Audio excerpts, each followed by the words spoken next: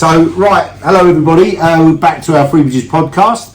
I'm lucky enough to have Jamie Crellin here, the gaffer, before the season starts. So we're going to ask a few questions about what he looks like, what he's looking forward to for the season. Hopefully it's the same as me. Got problems. Yeah, we are in banging trouble then. I also want to just thank a few people as well. Benchmark, our printers, have been absolutely brilliant for the season, for the programmes they do. Of course, Vines BMW, we wouldn't be here without that company. So I just want to say thank you so much to our sponsors. It's been absolutely brilliant. Right, so Jamie, we're going to talk about, look, he's leant forward now. We're going to talk about the season coming up. You finished last season. It was a tough season, wasn't it, last year? Yeah. Well, back end of it was. I mean, I wouldn't say a tough season. No, I think we had a brilliant 6 months up until Christmas. It wasn't even brilliant. No, it was amazing, wasn't it? It kind of was that beyond your expectations? I mean, for me, you know, when I was gaffer, I got knocked out first round of the FA Cup every year for 14 years. So, you know, what you achieved in that, with just the FA Cup run, just brought the whole club up. I mean, how did it affect you as a gaffer? It's funny, I think it was after maybe the second qualifying round, I said to you, I said I'd rather have points on the board. And I think you was like, nah, don't be stupid. Well, what you live for. And then looking back at it, I wouldn't change it for the world. No. The players, like even like Seedon and that, now they still speak about it now. Like it kind of went down in Three Bridges legend. It sort of went as kind of went history, wasn't it? It's a historic, it's massive history. You know, we'd never achieved that level before. But for me, and you must have felt the players change. The way and not just that you deal with the players, but all the staff here, the fans, it just brings everybody up. It was just the attention we got from it as well, like all the media stuff. That was incredible. Yeah, it was just big for the club. So yeah, I mean, I don't think it helped after January. So going back to your original question, I don't think it was a horrid, was a tough season. You said. I just think it was a season of two halves. In terms of a great start. Can't be a cliche here, can we? And then we obviously had no football in January. Oh, that was awful. And it was just, we were playing Saturday, Tuesday, I think for like 13 weeks. Yeah. With a young squad and a small squad, it just caught up on us. Yeah, it did. So going back to the original question, it wasn't a tough season, it was just a tough 4 months. Yeah. Well, to be fair, so let's go right to the crux of it then. So, I mean, we're looking at, obviously we're starting this season, you start pre-season tomorrow? Thursday, yeah, tomorrow. Tomorrow night, looking forwed to that? Yeah, until I see the pitch when I'm ready. Yeah, if you can give us rain, you can have it. If you give me rain, it'll be. I mean, there's a lot of people. Just need some goals on it. Well, we don't. I think we'll be better off if we leave them off at the moment. But I mean, that pitch is tough right now. We've had no rain for 6 weeks now. Well, so it's going to be harder. But I mean, we at Three Bridges, we don't want to make it easy for you, do we? I never do. I mean, you're still a young manager. You're still learning as you go along. But the challenges you find here are, I don't know. I mean, do you think other clubs suffer? I mean, we've destroyed your budget this year. We took that away from you. The pitch isn't playable yet to even train on right now. So, you know, how do you think next year's going to go? So you still got playoffs. I like playoffs, but that end, you know, to be fair. No, I mean, everyone has to be realistic, don't they? I mean, yeah, that's right. And I think over the since we first met, a couple of months ago, it's funny, I've been thinking like in terms of success, and it's obviously success looks different for every club. I think over the last couple of years I've been kind of not caught up on league position, thinking, we haven't been successful because we finished on 45 points, bottom 7, bottom 8, and actually strip it right back and look what is success. This club's been successful. Yes.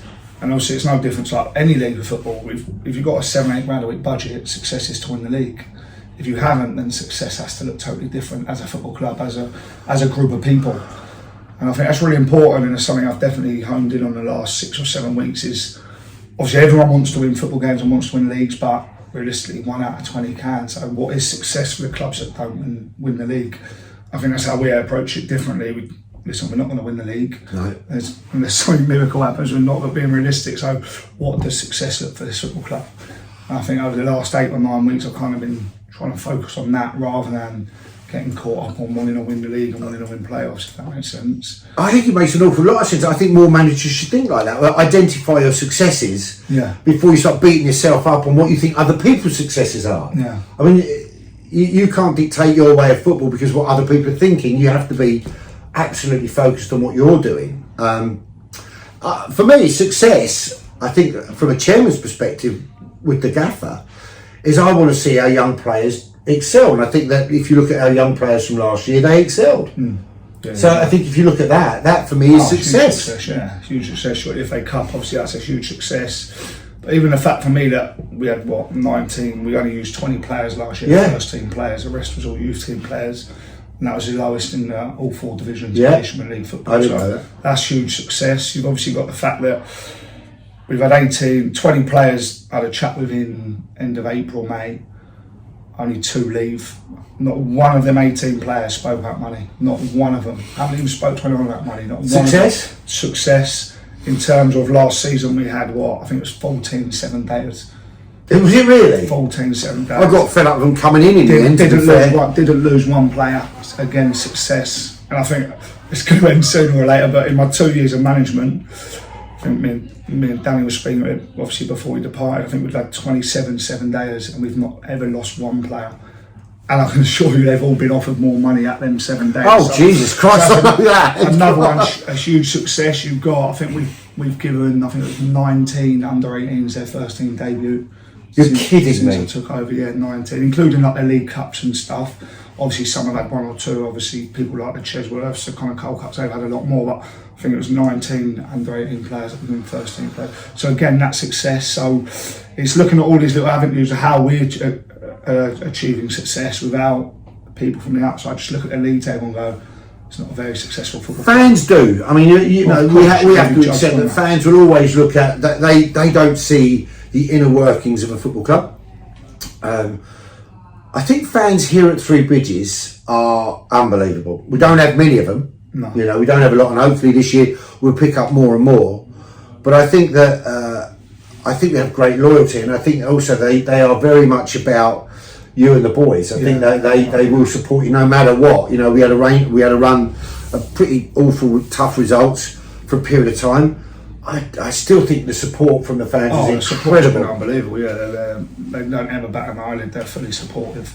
And I think going back to we've said people look in. I think the problem we've got here as well is because the club looks so nice and it's so well run, and people come in, the change rooms are probably the best in the league. Yeah. The bar's one of the best in the league. The pitch, people just assume you've got a lot more than what you have. And then you're getting the likes of Noel turning around to a club, we won't say names, turning down big money. Yeah. They're just like, unless he's on stupid money, why is he staying? They don't get the culture, they don't get the reasons beyond money that people stay at football clubs. So I think people looking in go, they've got a hell of a lot of money there. They're underachieving because of how the place looks and how we run it as a football club. It's like if you see someone with £1 million gaff, you assume they're a multi-millionaire. Yeah. It's not always the case. No. I mean, people loaned debted up to their ears these days, but it's a similar scenario where people look in and think, Jesus, that's a club that's got a lot of money, but it's not. We just spend it in better ways than other football clubs. I think we do. I mean, we are going to talk about money because money at this level of football is always one of the top subjects. Yeah. Money. How much money have they got? And I've just been talking to an assistant manager out there of another club. Again, I won't say who it is. And his assumption is that we could buy our way through the league. Yeah. Well, we don't have that. That's never been the case. We've not been a big money club. People assume we are because you're right of what they see. Yeah. But I think it's the work that we put in, and we do spend the money on the infrastructure. I hate to say it, but you're probably given the last bits of what can be afforded. And I think if a lot more clubs looked at it like that, they wouldn't be in financial issues. Right. We know, and you've always said it. Whatever we promise a player is what they get. Yeah, for 30 every week. Year, yeah, that's it. We don't negotiate with. That's it. They get linked in. And I have to say, all right. There's a question for you. How important? 7 days. Yeah. How important is that dressing room then? Oh, massive. In terms of, and that's to be fair to him. I obviously mentioned briefly. Obviously, Danny was the party. Yeah. That's one thing he brought so well to the club was getting that group right and how important that is. And that's the thing about signing players. You get a lot of clubs that just go, sign him. The amount of work we used to do before signing a player to make sure he was right for that group. Is he going to click with him? Is he going to clash with him? It's so important. And there's a couple we go, nah, it's just not for us. Yeah. It'd bring a lot out of there on a Saturday afternoon. You've got the Tuesday, you've got the Thursday, you've got the build up to the week. Is he going to be right for that environment? And there's 3, 4, 5, 6 players who turn and go, do you know what? not bother pursuing that one because he's not going to fit what we want. So there's a lot more to it than just going, he scored loads of goals, let's go and sign him. Is he right for that group? And that's why we do keep him, because that's like one big family down there. No one seems to want to leave. No, you're absolutely right, to be fair. So you don't have Danny. What have you done? He's gone off to Whitehall. We wish him the best of luck. He was brilliant at the football club for us. A very funny man as well. Very, we'll miss that. There's no two ways about that. Some of the same jokes, but we won't go into that. What's next then? So who's filled the void? What's going on there? So Skipper's coming in as assistant manager. Had a great meeting with him the other night, which was brilliant.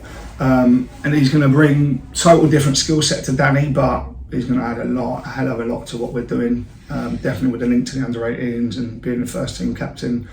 And then there'll be one other coming on board, but that hasn't been finalised yet as a coach. Okay. Coach someone wants to learn and get involved. So love that. Yeah. So Brannon's been named as the assistant manager, but he's still playing, obviously. So just need another body in the dugout just to bounce ideas. Of course. So you've got Brannon. He's been very successful as our under-18s manager. Incredibly successful. Actually, I think he's transformed our youth pathway. Yeah. I think he's been brilliant. We've got top and bottom. With the likes of Kieran and Ben, ex-Bridges players, bringing the youngsters through. Then you've got the very end here with Brannon. So there's a real Bridges follow through.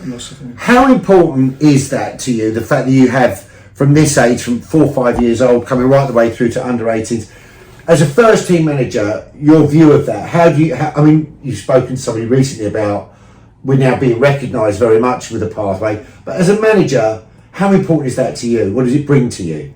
It's invaluable. You've obviously got, when I say we will operate on a small squad, because obviously we spoke about the financial restrictions, but to be able to ring Brannon, I'll be honest, sometimes I've not seen the boys that have developed well. I might watch 1 week and then someone's had another 2 good weeks. To be able to ring Brannon on a Friday and say, mate, we need a left back, and I've got such faith and trust in him to be able to go, one will be there tomorrow at 3 o'clock.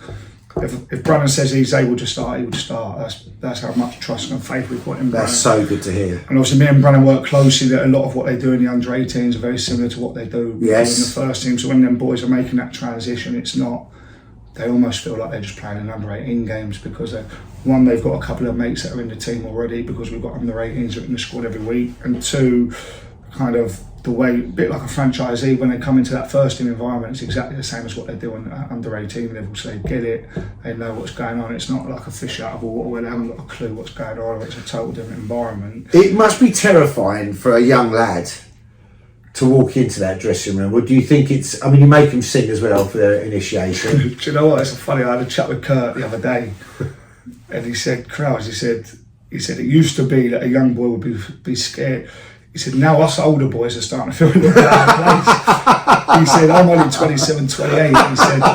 He said, this change room predominantly 18 to 22, 23. He said, I'm not getting the jokes anymore. It used to be ladies getting the jokes. I'm not getting the jokes anymore. To be fair, it's a younger generation. It is a younger generation. Yeah. There's now literally an 8-9 year difference between, say, Kurt. Yeah. Brannon. And Brannon, he's 32, 33. 32, 33. Yeah. He's bringing in kids of 17 and 18. It's younger than that. I think, isn't Elliot still 16? Just turned 16. And he's now, is he training with you? He's training tomorrow night, yeah. And they're laughing and joking at stuff that Brannon won't even have a clue about. Or Brannon will make jokes that they ain't got. They won't even laugh. They won't even laugh. It's this old man talking. Yeah, it's old person talking. I find that absolutely fascinating, to be fair. So going back to the question, it's invaluable to have that network of players that you can trust and support and rely on. Because without that, we wouldn't get a team out. No, we wouldn't. Or you're dipping into the market of loans or people you don't know or you can't trust or you don't know if they're going to be here. It's just, it doesn't work for me. No, I'm the same as you. I was never a big advocate of the lone player, and I think people always ask me why, because obviously we've always had a great link up with Crawley Town. And we've got the game coming up on the 15th, I think, isn't it? 15th of July, yeah. Which is lovely because it's a Saturday, and we've never played in our history. I don't think we've ever played it, Or it used to be really early as well. Like start of July when they weren't even back, so it used to be a mixture. It was a mate. So for Scott from Crawley to bring a full side down on a Saturday takes us seriously, and of course it's the fans. They come down, they see Three Bridges, so if Crawley aren't playing at home and they don't want to go away, they can always come here on a deal as well. So that's a big day for us, isn't it? Massive. And you've not got a lot of time to prep for that one either, have you? I have no pitch. I'm not sure what you want in. 3 times he's mentioned that. I've 3 times. I've got a feeling it can be mentioned again as well. Yeah, no, it's we'll have something for you. Don't worry about that. But I have to say that for me is for the club is huge. I know that when a million years ago when I first did my I think my first Crawley Town game, I think Johnny Hollins, God rest him, was the gaffer at Crawley. Yeah, and I found that absolutely fascinating. But it was really exciting. I mean, it is for you, isn't it? Playing it's a big moment. When I first joined, we used to play them, and it was always a great occasion. Yeah, I think obviously as you get a little bit older, you get a little bit more used to it. So that's Kurt, even like Noel. Some of these boys, that's like a big moment for them, like a 16-year-old playing against a League Two side. It's huge. So yeah, that's going to be another great experience for them. Here's a question for you. So I mean, I watch our youngsters and they play for you, and I don't know how you do it because it is changed from my generation, but they seem to play with no fear. It seems like they have a I don't give a shit attitude. I've managed to get a Bridges shirt on, first team shirt.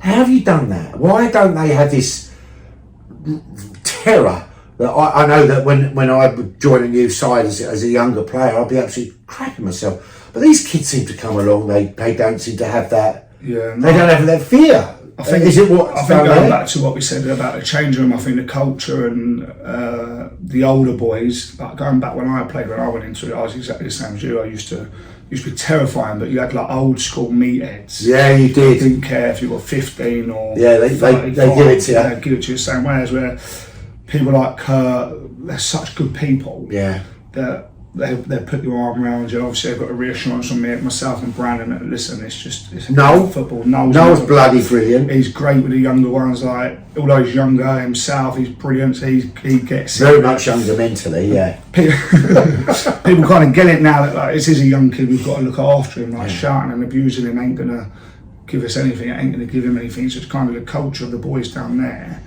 Just to make them feel welcome and listen and play with no fear, because that's how we're going to get the best out of them. No one plays well when they're anxious or nervous or they're scared to make a mistake. So it's just about giving them the. You do let them play. That's the one thing I see is you let them go and play. Harvey Woolard is, for me, one of the finest players that we've seen in a long time. Comes through the youth section. Connor Colcutt, brilliant players as well. Do you, when you have to chat with them in the dressing room, do you just say, look, get out there, have fun, enjoy yourself and play what you can play? Because they seem to play with their head up, don't they? Yeah, definitely. I think obviously these boys, they train with us week in, week out anyway, so they understand the roles and responsibilities of what's required. So if I didn't think they could do it, I wouldn't put them in that position. So and that's what I say to them. I said, listen, if you weren't good enough, you wouldn't be playing. So the fact that you've got the shirt on should fill you with confidence that you're good enough to go and do it. And yeah, it's just giving them the belief that they can. But I think also as well, on the flip side of that, as a kid now, you've got to have that belief. Yeah. You've got to have it, otherwise, and I think that's the difference between a good kid and an excellent kid, is the excellent ones come in and go, right, this is what I'm about. Whereas the good ones kind of hide, or they make the safe pass, or they kind of they don't want the ball when it should be going into them. So I think that's a difference in the mindset of trying to get the kids to believe, like, listen, go down that route and you're going to go hell of a Well, I've got to say, I mean, from watching the kids play, you know, we've got young boys like Harvey Griffiths coming through now as well. I think he's training with you for the first team tomorrow night. He won. We've got 9 ex-under-18 injuries tomorrow night. 9? Yeah, 9. Yeah. So... That's from last year's under-18, not ex-under-18. No. That's last year's under-18. Cam, that's obviously ex-under-18. Yeah. He's Leo. Billy, Harvey, Willard, that's not... So actually most of your team? Yeah, so it's about 14, 15, I think. Have come through the system?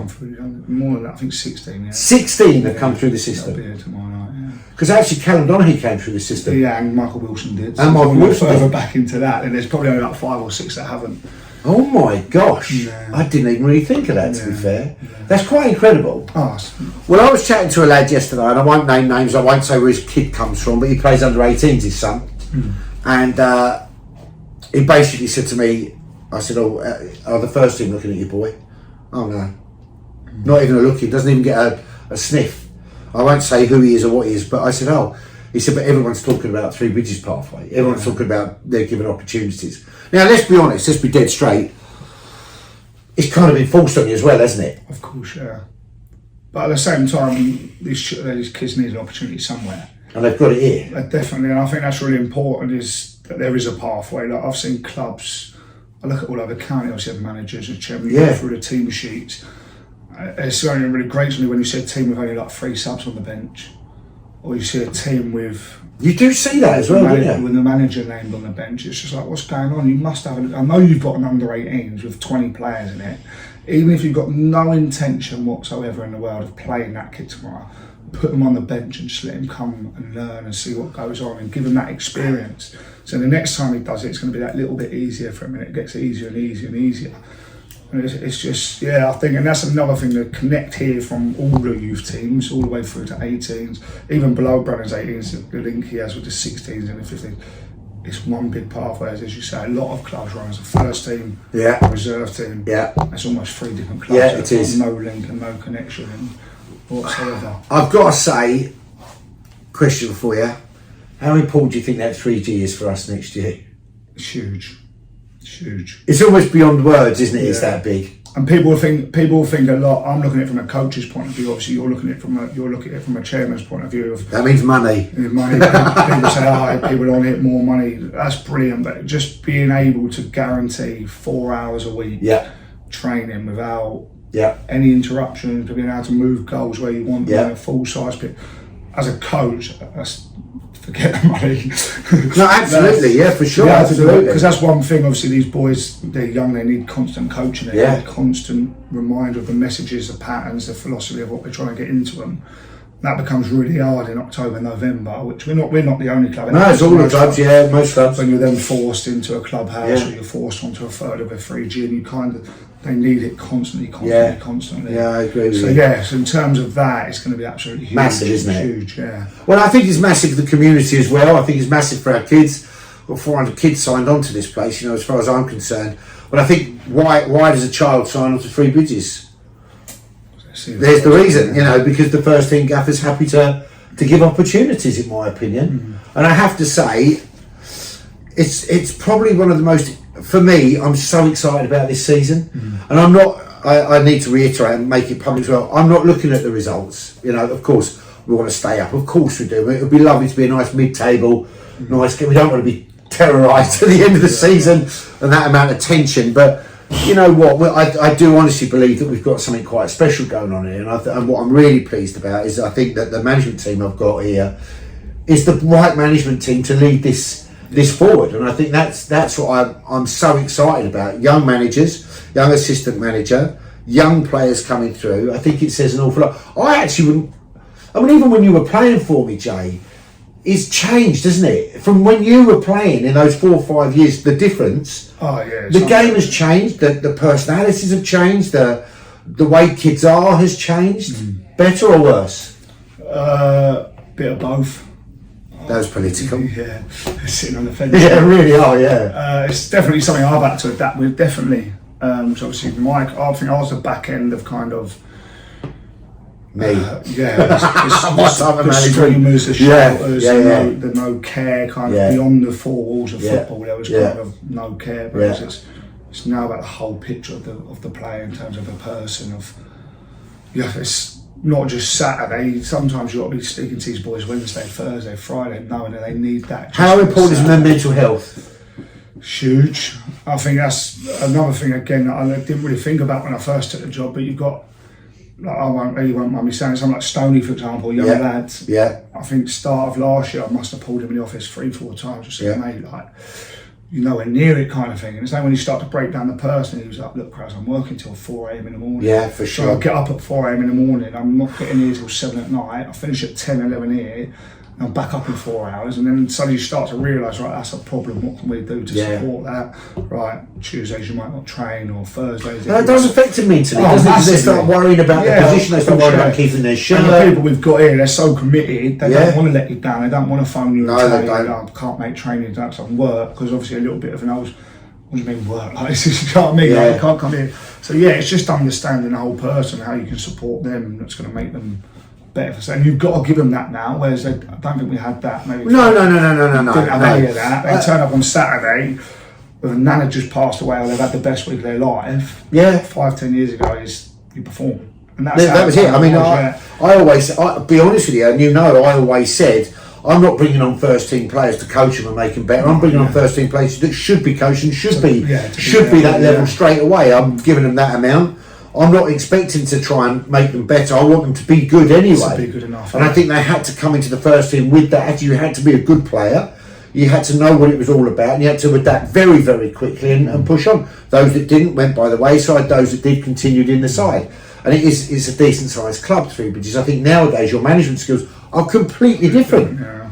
Completely different. I think just the whole culture around football's changed. I remember as a kid, like not a kid, as a player, I would not have missed a single thing. No. I remember missing my cousin's wedding, Quite right. the game. I went to Western Superman. I knew I was going to be on the bench at Lewis. Drove all the way back, went to the wedding in the evening. Yeah. But nowadays, it just take no young players. The whole social dynamics change of Yeah. holidays and whatever they may be doing. Is you've got to accommodate all that into the game. I love it. I've got to say, so we're running out of time. It doesn't take long, does it? It goes really quickly, doesn't it? Really quick. So I'm going to be honest with you. I'm double excited. What's your thoughts? Looking forward to it? Really excited. Yeah, I've had a nice break. Back tomorrow. Ready to go. So you put a bit of weight on as well, haven't you? Nah. So, are you expecting these? Because I've noticed a lot of players have been training out the back there all through the summer. Yeah, some of them have been doing bits. And it's funny actually. We spoke to Brandon. Obviously, we planned all pre-season out, and even that how it's changed. I think. Yes. Like the running side. Don't get me wrong. You've got to take to the dark side. You've got to. But years ago, like to be fair, legs. You'd stop in May. You wouldn't touch a football. No. You wouldn't go gym. You wouldn't go. No. Nowadays, you've got people like no, he's in the gym every day of the week. Camp. They're all athletes. They're all looking after themselves anyway. So they're coming back in a far better condition than what they would have 5-6 years ago. So even pre-season of how that's not as brutal and changed is. Well, I mean, pre-season just a different technique. The fitness is probably higher, isn't it? Than when. Yeah.